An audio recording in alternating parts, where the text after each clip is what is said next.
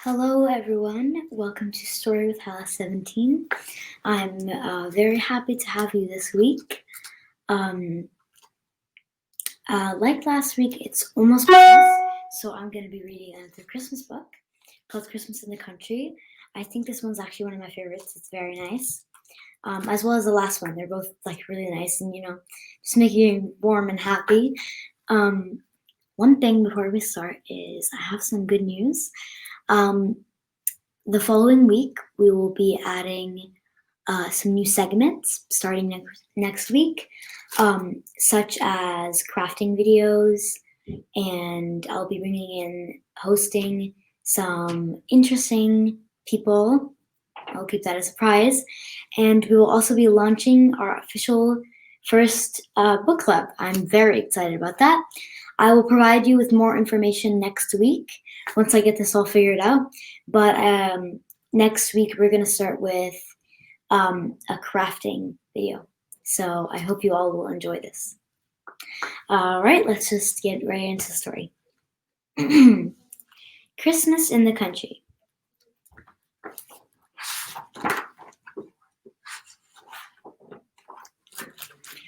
When I was a little girl, I lived with my grandparents in the country. Our house was small and white.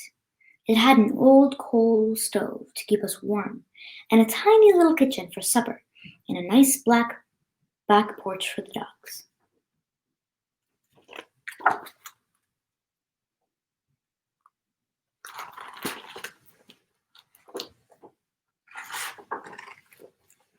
In the summer, I sat on our swing and ate fresh tomatoes and sang.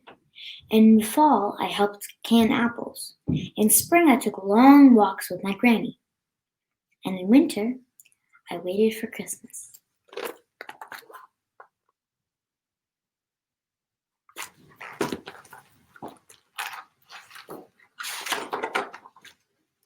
Winter in the country is so quiet.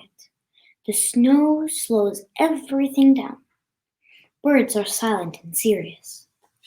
Dogs stay in their warm houses. Children want cocoa and blankets. Everyone is ready for something really special.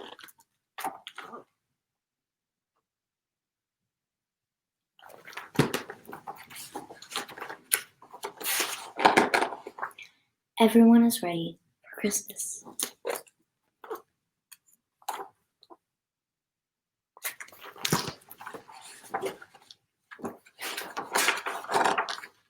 My grandfather always got our Christmas tree from the woods behind the house. Off he'd go with his axe while my grandmother and I pulled boxes of old ornaments from her closet, which smelled like wool and mothballs.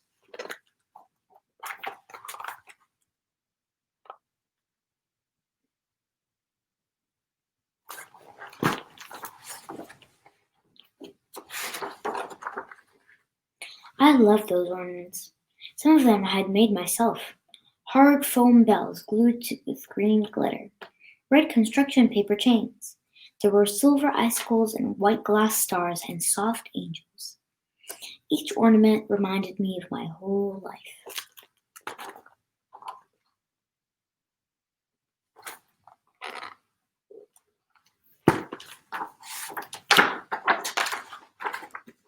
Grandfather always brought home a tree that was a little too wide or a little too tall, and he would have to spend the next few weeks squeezing it around in the living room.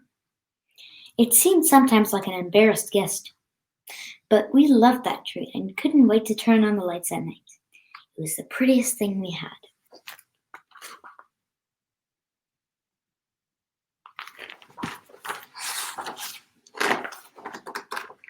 On Christmas Eve, my grandparents and I went to service at the small Baptist church at the bottom of the hill. I got to stand up front with the other children and sing a Christmas carol for the grown-ups. Afterward, each child was given a small brown bag full of candy and nuts and a tangerine. I gave my grandfather the tangerine because I knew he loved them.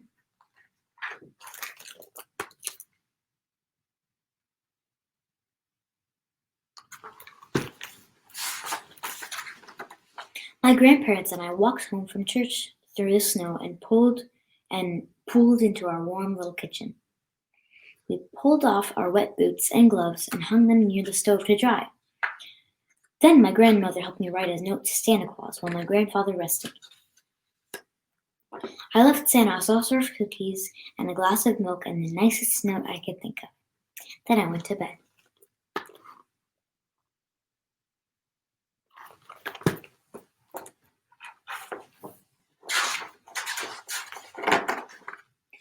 And in the morning, when I woke, it was still a little dark outside and still a little shivery. And I went to my grandparents' bed and asked them to help me see what Santa brought. And they rose up from their warm quilts together, and we all went to the tree.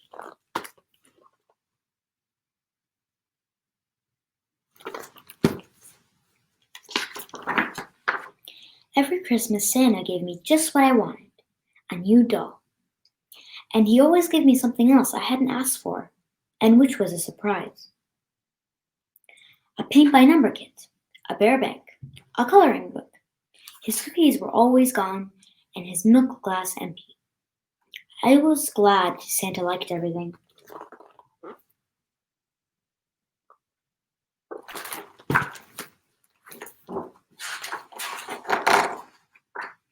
I went to church again with my grandparents later that Christmas morning. They let me take my doll.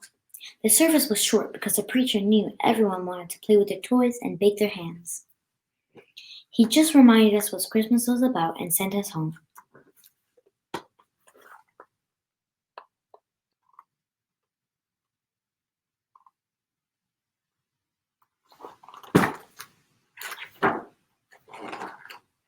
And all that day there were aunts and uncles and cousins knocking at the door, neighbors dropping off pies, and dogs barking at all the commotion and waiting for leftovers.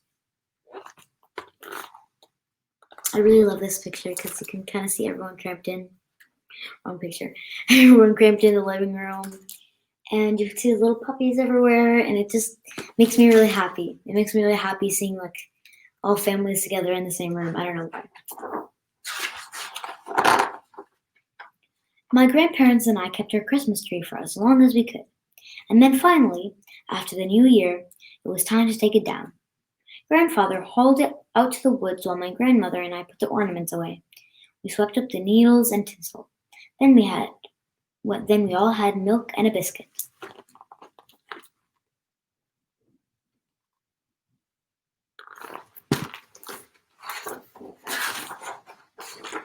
Christmas in the country was over.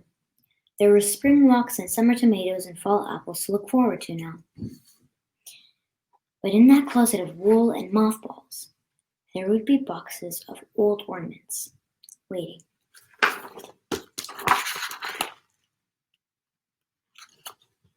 And that's the end of the story.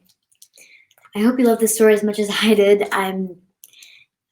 Like I said before, it really puts me in the Christmas spirit. It really makes me warm and cozy and really excited for this Christmas. I think, like I said, but last story, my favorite part is like driving around my neighborhood, and I can see all the lights and everyone put their Christmas trees and their wreaths. Wreath. I think that's how you pronounce it. And it just all looks so beautiful and happy. And yeah, that's the end of this week's story. Remember, there's a bunch of new segments coming next week, and I hope you'll enjoy them. Thank you so much for attending this week's story with Hala. I hope you enjoyed it, and I hope you have a good week. Bye.